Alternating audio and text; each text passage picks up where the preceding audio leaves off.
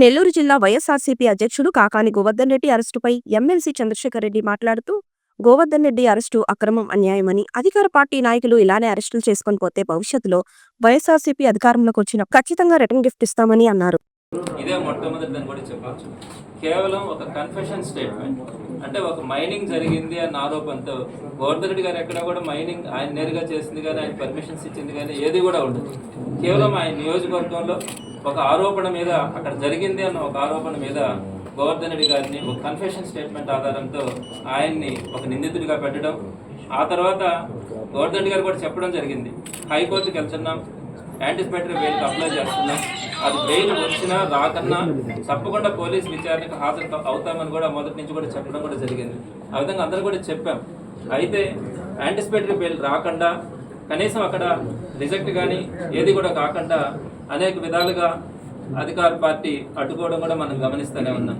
మరి ఇట్లాంటి పరిస్థితుల్లో ఈ రోజున గోవర్ధన్ రెడ్డి గారిని అరెస్ట్ చేస్తున్నారు అన్న వార్తలు మనం వింటా ఉన్నాం. ఆల్మోస్ట్ పోలీసులు కూడా దాన్ని ధృవీకరిస్తూ ఉన్నారు అరెస్ట్ అయినట్టుగా. మరి సుమారుగా 2 గంటల ప్రాంతంలో ఆయన అరెస్ట్ చేసి ఆయన ఎక్కడికి తీసుకెళ్లినారు, ఎక్కడికి తీసుకెళ్తా ఉన్నారు అనే సమాచారం కూడా ఈ రోజు దాకా కూడా అఫిషియల్గా వీళ్ళు రిలీజ్ చేయాలి. ఇది ఒక పొలిటికల్గా ఒక మినిస్టర్గా పనిచేస్తున్నటువంటి ఒక వ్యక్తిని అరెస్ట్ చేసినప్పుడు కానీ, అరెస్ట్ చేసి తీసుకొస్తున్నప్పుడు కానీ కనీసం సమాచారం ఇవ్వాలా.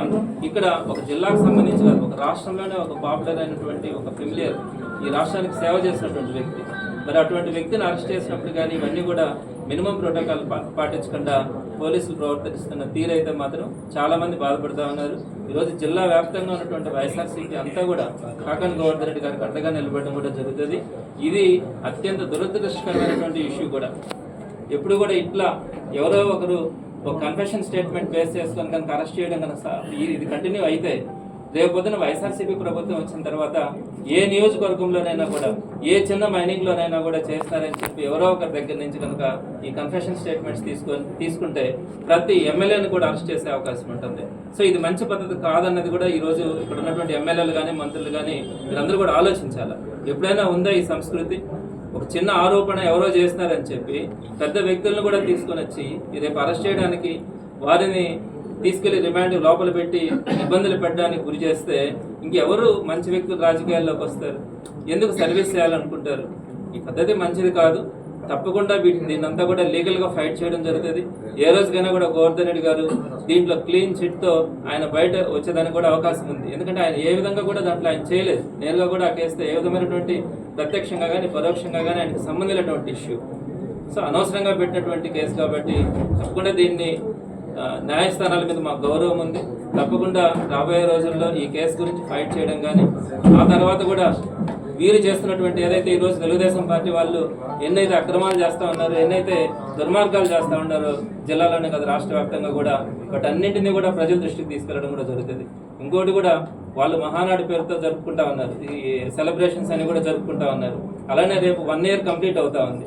ఈ 1 year కంప్లీట్ అయిన తర్వాత 1 year లోపల ఎక్కడ కూడా వాళ్ళు చెప్పినటువంటి ఏ ఒక్క హామీ కూడా నెరవేర్చకపోగా పైపెచ్చి ఈరోజు ప్రజలందరూ కూడా తెలుగుదేశం పార్టీ నాయకులు కనుక ముందుకు వస్తే వారందరినీ కూడా నిలదీయడానికి సిద్ధంగా ఉన్నారు ఈరోజు ప్రజలందరూ కూడా.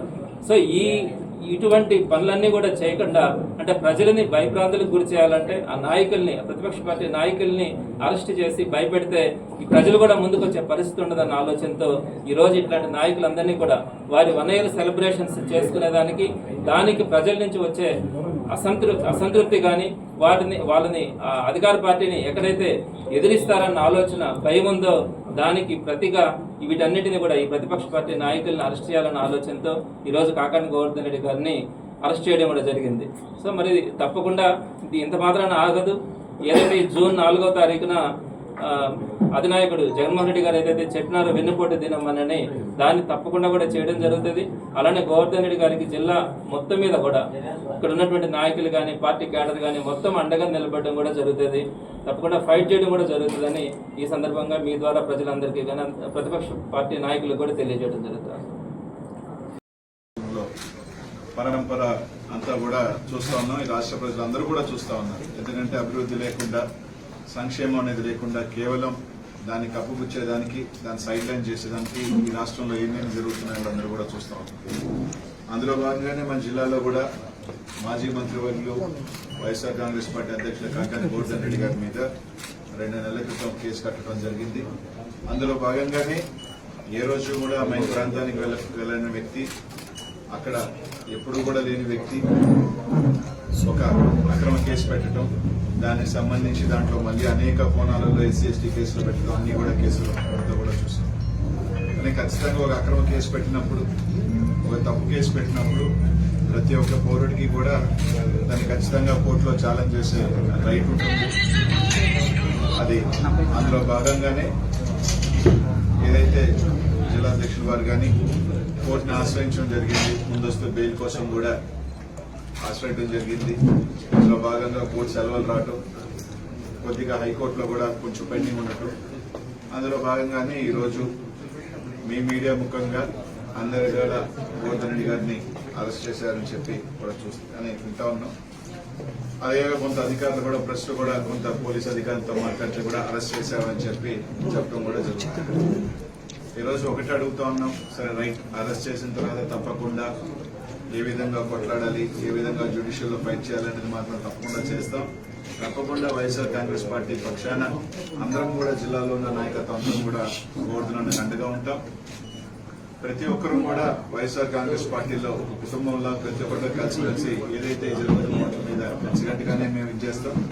తప్పకుండా ఏదైతే కోర్సు అరెస్ట్ చేసిన తర్వాత కొద్దిగా పోలీస్ వ్యవస్థ కానీ ఎందుకంటే జిల్లా మంత్రి గారిని అరెస్ట్ చేసిన తర్వాత వచ్చి ఎప్పుడో అరెస్ట్ చేశాం, లేదు మేము పలానా టైం పెడతాం అని తొందరగా బయటకు వచ్చి వాళ్ళకు బులెటిన్ రిలీజ్ చేస్తే బాగుంటుంది.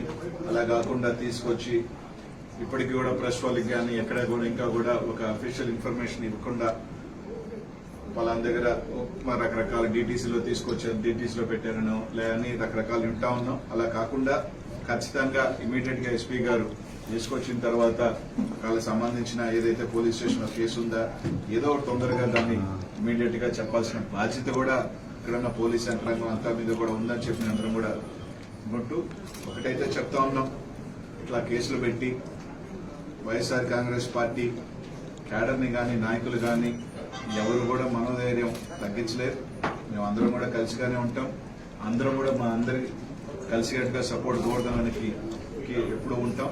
తప్పకుండా కోర్టులో తప్పకుండా అన్ని రకాలు కూడా ఫైట్ చేస్తామని చెప్పి తెలియజేసుకుంటూ, అదే కాకుండా కొంతమంది క్యారెక్టర్ అసాసినేట్ చేసే విధంగా కూడా కొన్ని వార్తలు రాస్తా ఉన్నాం సోషల్ మీడియాలో కావచ్చు, కొన్ని మీడియాలో కూడా. దయచేసి ఇట్లాంటి ఇంకా పోలీస్ యంత్రాంగమే ఇంకా క్లారిటీగా ఎక్కడ అరెస్ట్ చేశామని కానీ ఎక్కడ ఇచ్చేసామని కానీ అఫీషియల్ గా ఇంకా ఇవ్వాల. ఉచాయిగా మేము పత్రికా వాళ్ళు కానీ లేకపోతే ఉన్న సోర్సెస్ లో కానీ ఫోన్ చేస్తానో లేకపోతే అన్అఫీషియల్ గా చెప్పిన ఇన్ఫర్మేషన్ ఇక్కడికి వచ్చిందని మాకున్న ఇన్ఫర్మేషన్ తప్ప. కానీ అట్లాంటిది కొన్ని టీవీ ఛానల్స్ కానీ కొన్ని సోషల్ మీడియాలో కానీ ఇక్కడ అసభ్యకరంగా పోస్టులు పెట్టడం కానీ మీడియాలో పెట్టడం కానీ మంచిది కాదు. తప్పకుండా వాళ్ళు నిజంగా మీరు ఏదైతే కేసు పెట్టారు, అక్రమ కేసు పెట్టారు, సరే అరెస్ట్ చేశారు, చేసిన తర్వాత ఖచ్చితంగా దాన్ని కోర్టులో వెళ్ళిన తర్వాత లీగల్ యాక్ట్ ఏదో ఉందో ఆ విధంగా తప్పకుండా మేము అందరం కూడా ఫైట్ చేస్తాం. కానీ ఇట్లాంటి మంచి పద్ధతి కాదు.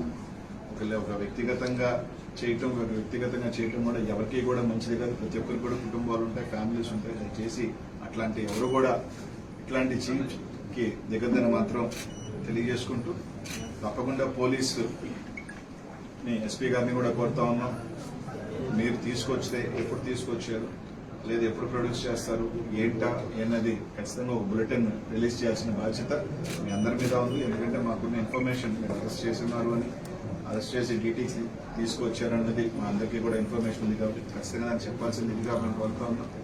తప్పకుండా రైట్, మీరు అరెస్ట్ చేశారు, తప్పకుండా దానికి సంబంధించి మేము అందరం కూడా లీగల్ యాక్షన్ లీగల్గా దాన్ని ఖచ్చితంగా కూడా ఫైట్ చేస్తాం. తప్పకుండా ఒకటైతే గుర్తుపెట్టుకుని అందరూ కూడా చెప్తా ఉన్నాం, కేసుల వల్ల లేకపోతే పార్టీని డిమోరల్ చేస్తాము అంటే మాత్రం ఏదేమీ కాదు.